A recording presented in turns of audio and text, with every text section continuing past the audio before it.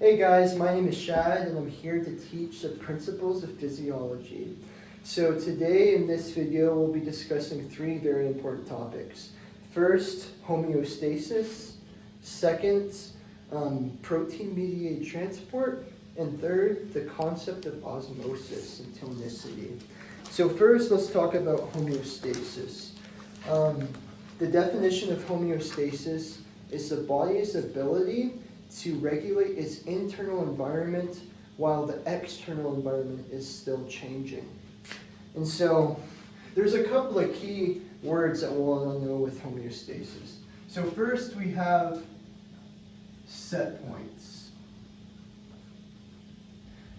In your body, there are different set points in different areas. And so set points are very important in the concept of homeostasis. Another thing that we'll discuss are variables, what a variable is. And one last thing we're going to discuss is what a normal range is. So we'll start with that.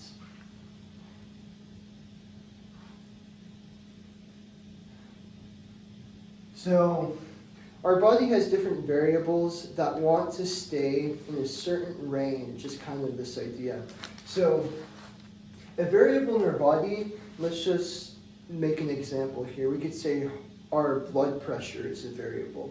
Our body likes to stay within a normal blood pressure. So blood pressure could be a variable in our body. Another variable we could have is temperature. So a variable is just something that needs to be within a certain range for our body to function properly. And so some examples are blood pressure, temperature, etc. A set point is what the body would prefer that variable to be at. So it's a measurement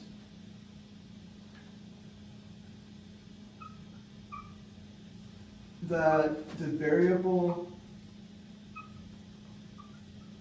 functions best at.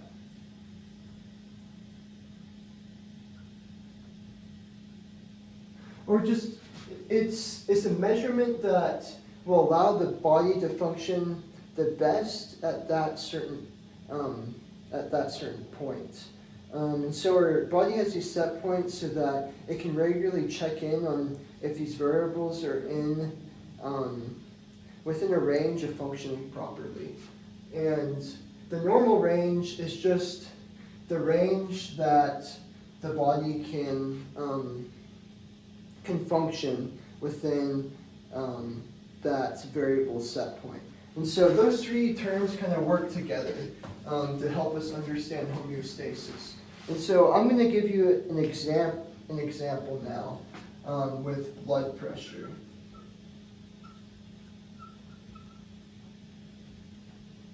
So in our body, the ideal blood pressure is 120 over 80.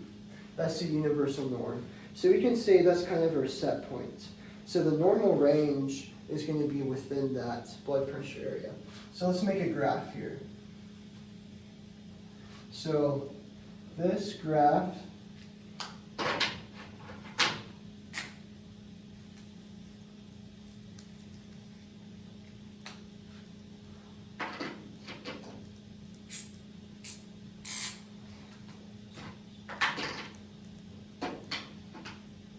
these red lines are going to represent our normal range.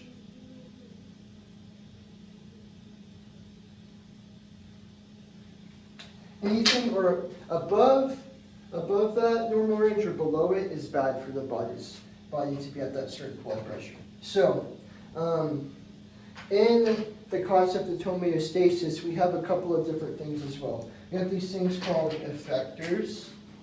And so an effector for blood pressure could be your peripheral resistance. So I'll make a list up here. Effector, resistance. We have your heart rate, and we could also include things like Yeah, so peripheral resistance and heart rate can be effectors. Another term that we're going to define when I give this full example is a stimulus. So, stimuli or stimulus. In this example, we can say that the stimuli could be the amount of blood volume you have. And so, quickly before we dive into this example fully, I want to explain one concept. And this is a concept of a reflex control pathway. So, in our reflex control pathways, we have a couple of things that are happening. We have a stimulus. This stimulus is a change in the body's internal environment. And so changes activate responses in our body. This stimulus is going to be recognized by something we call a receptor. Receptors recognize when something's changing in the body. So a stimulus activates the receptor, which then notifies the body that something's changing. So when something changes, that receptor is going to communicate to something that we call the control center. So our body has control centers. These are usually located within the brain. And these control centers' the job of the control center is to tell the body if the stimulus is changing the body to go out of a normal range from what variable we're looking at.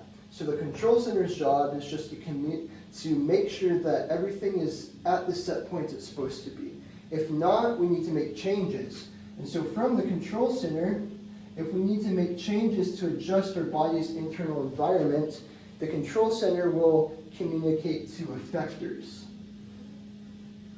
And these effectors help make the changes necessary to bring the body back to set points. And so this is kind of the cycle of how our body responds to change. When we go from a stimulus to a control center, this is a specific type of pathway. We call it an afferent pathway.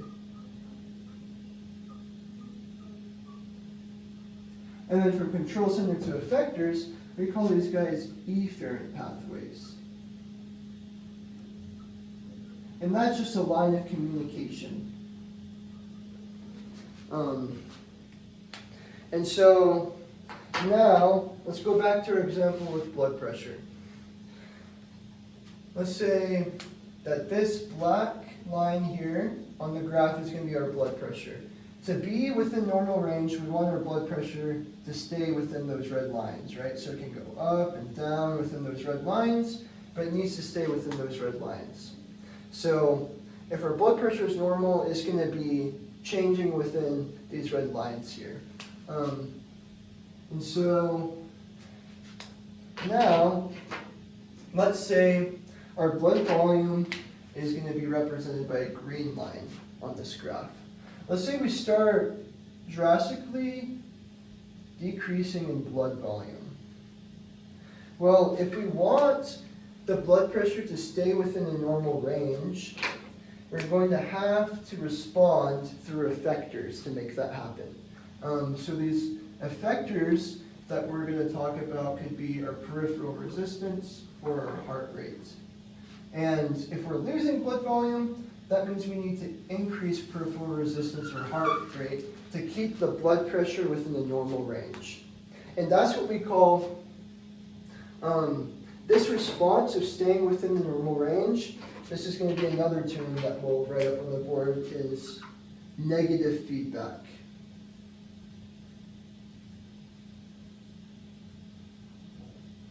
Negative feedback is when the body, or when negative feedback occurs when there is when the body responds a fluctuation, when the stimulus starts to move the body's set point for a variable away from its normal range and set point, negative feedback will counteract that and move that variable back towards its set point.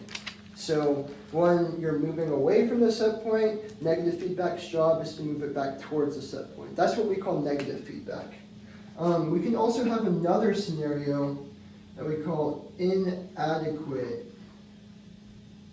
negative feedback.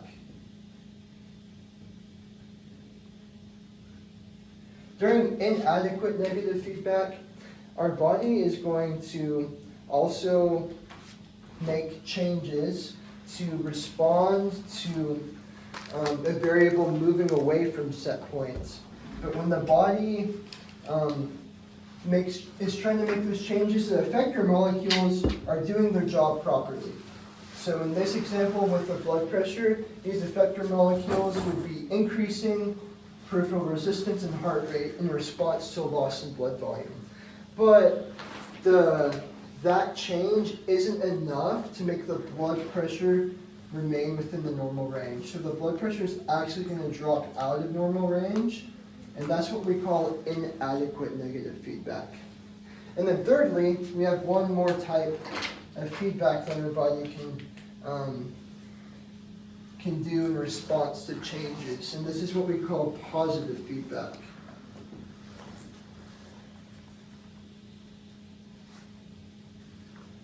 Positive feedback is when our set point, our variable is moving away from set point, but in response to that, our effector molecules aren't going to try to counteract it to move it back towards set point.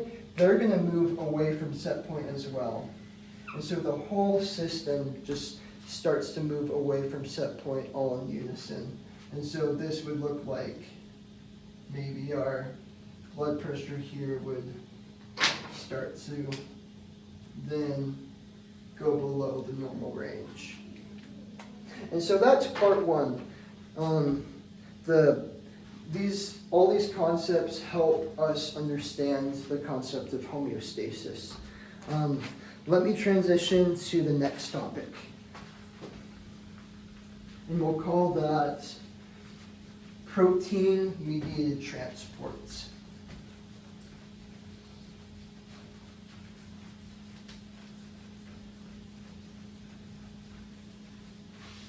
So, let's write that up on the board.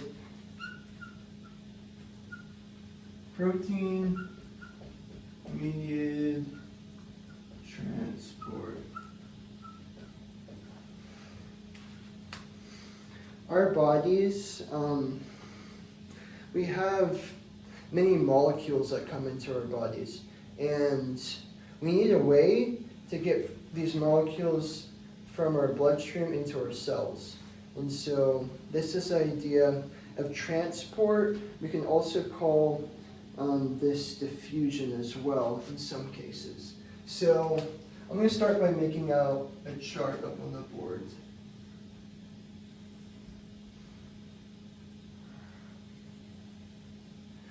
So the energy that we have within our body to help things move and to get to the places they need to be is called kinetic energy. And so some molecules require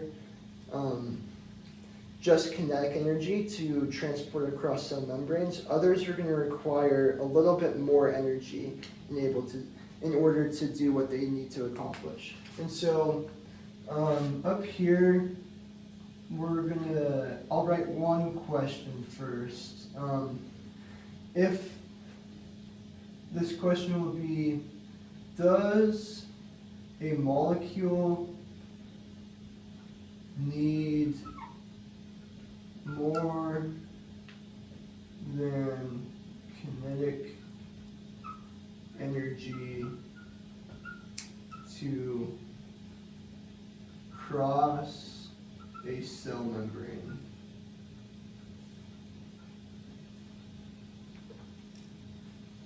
If the answer is no, we're going to go to the left. If the answer is yes, we'll go to the right.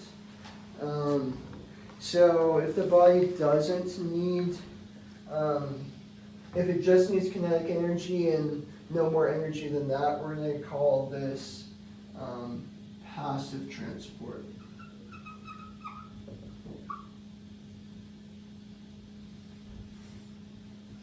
And over here, we'll label this side active transport. So let's dive into passive transport a little bit. There's two types of passive transport. We can have simple diffusion or facilitated diffusion.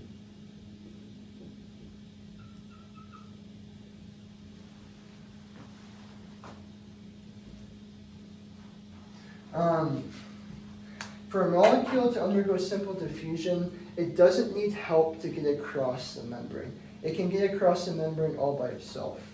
So some example of molecules that can undergo simple diffusion are going to be any type of small molecule that is uncharged. We can also call that nonpolar. And these types of molecules are going to be like oxygen, carbon dioxide. These things are small and uncharged, and they're able to get across the membrane by themselves. When we're talking about facilitated diffusion, these types of molecules are going to be larger, and they typically carry a charge with them. So they're going to be charged as well. And these molecules are going to need help getting across the membrane because they can't go through the membrane by themselves. The outside of the membrane is polar, and that means it has some sort of charge, and so it's just going to be hard for them to get through them by themselves because they're bigger as well. And so we have a couple of different ways that we can help these molecules get across the membrane. They can go through something called a channel. And there are multiple types of channels, so let's talk about those first. We have gated channels, and there's going to be three types of gated channels. Mechanically gated, we can have voltage gated, or we can have ligand gated channels. Mechanically gated channels, pressure is used to open a tube. So a channel is like kind of like a tube. It just allows molecules to pass through a cell membrane. So imagine that this is just a tube that's sitting on a cell membrane. Pressure is used to get molecules through that channel.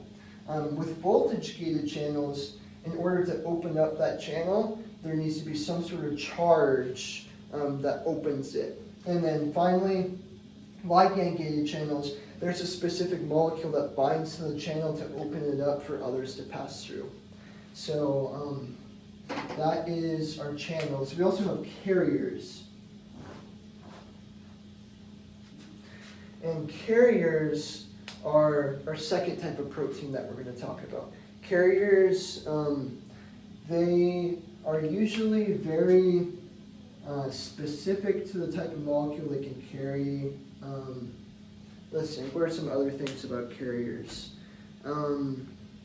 They require a change in shape to get molecules across a membrane. So, while this is a big difference between a channel and a carrier. Channels are just like a tube. So if you think about a tube, anything can just roll through a tube and get through. Carriers, we're going to have to change shape to get from one side of the membrane to the other. And so, yeah.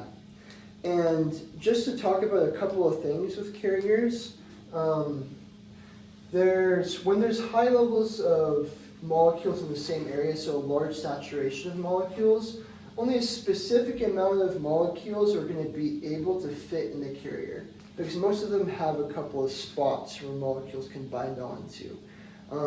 So with high levels of saturation, there's going to be there's going to be a specific time limit for things to get through. It's kind of like waiting in a line or trying to go through a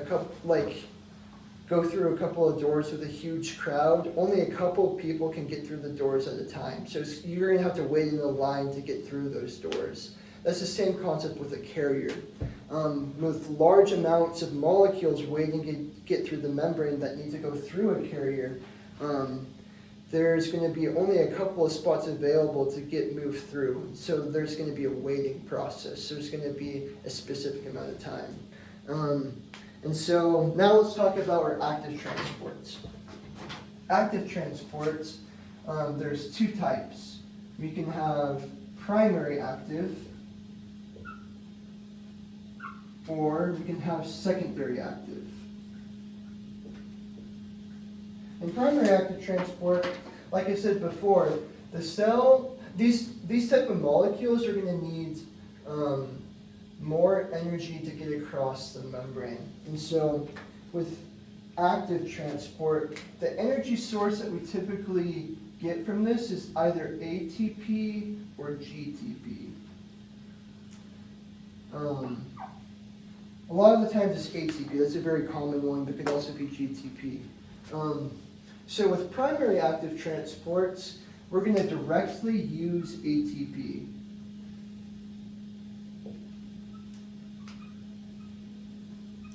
To help a molecule get across the membrane. With secondary active transports, we're going to use energy built from something we call a concentration gradient. And this is something I haven't talked about yet, but the concentration gradient, molecules like to move from a high amount of molecules to a lower amount so they can even themselves out. So here, the only reason this doesn't require energy is because you're moving with a concentration gradient. I failed to mention that, which means molecules move from a high concentration to low. Over here during active transport, molecules are going to move from a low concentration to a high concentration. So molecules are moving in a way that's not natural to them, so they need some more energy for that to help them. And so, like I said, primary active transport will directly use ATP to get molecules across. Secondary active transport, we're going to use the energy built from concentration gradients. And just lastly, we have a couple of terms here that apply to both of these. Symports and antiports. These terms kind of tell the directionality of how molecules are crossing when there's more than one. Symport is going to be molecules travel in the same direction if there's more than one going across the membrane. Antiport is molecules will travel in opposite directions going across the cell membrane. And so that's our protein-mediated transport. Now let's talk about osmosis.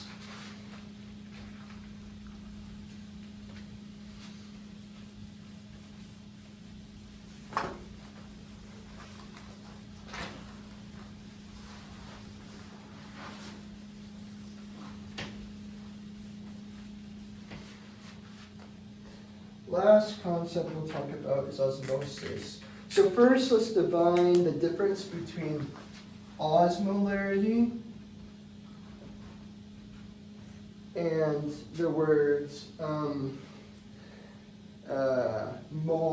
molarity. So in science, we have these two words, osmolarity and molarity. So molarity is typically going to be a measurement of moles per liter of certain molecules or solutes. A solute is something that dissolves in water. So molarity is that measurement. A mole just means there's a number of things there. So like 1 mole is like a certain number of things. 2 moles is more things. And so that's just what a mole means.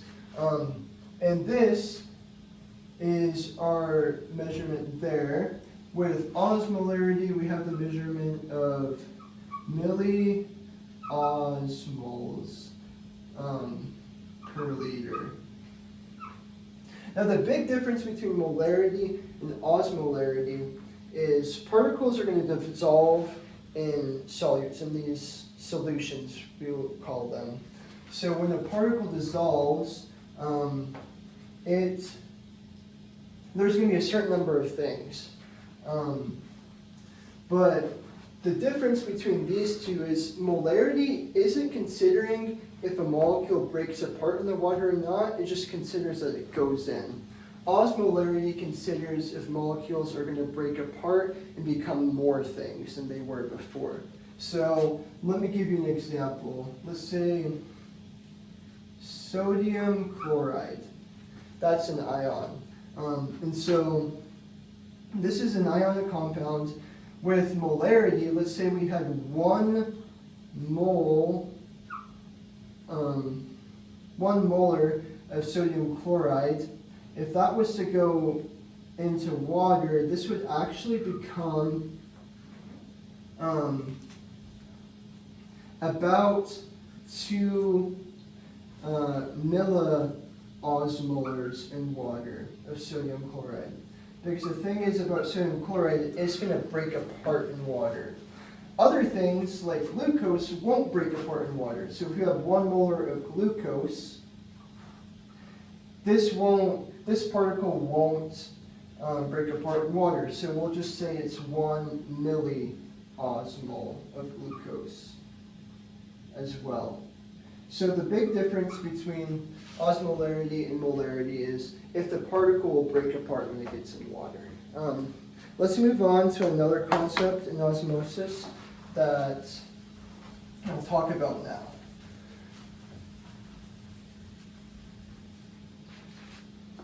And this concept is, let's just define the word osmosis.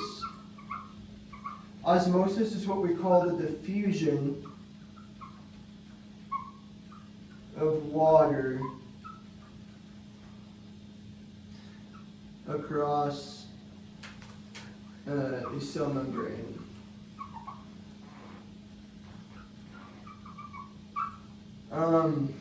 And so in our bodies we have cells, and we also have fluids that aren't in the cell. Fluids in the cell are part of the intracellular fluid. Fluids that aren't in the cell are part of the extracellular fluid. Our body contains about 2/3 of the fluids inside of the cells and 1/3 of the fluids outside of the cells. And so osmosis is just trying to maintain the balance of that. And so let's start doing a couple of examples with this. We have the word osmosis, which means diffusion of water across a cell membrane. We also have another word, tonicity. Tonicity is the firmness of a cell. And so, based upon different solutes that come into the cell and interact with both the intracellular and extracellular fluid, we can describe the cell in different ways. I'll just give one example. Let's say we have a cell. Inside the cell, there's typically 300 milliosmolar of particles in there. So let's just say that's represented by 6 dots. Now when we're talking about osmolarity, that's going to be how much water is compared to the inside of the cell versus the outside. So this is our intracellular fluid. Over here is our extracellular fluid. And let's say we have also 300 milliosmolars of solutes on the outside of the cell. This is a situation we would call isoosmotic, because there's the same number of particles outside the cell as the inside the cell. If we were to change this number here to 200, that means we have less solutes outside the cell than inside. This would now become hypoosmotic. Hypo means less than.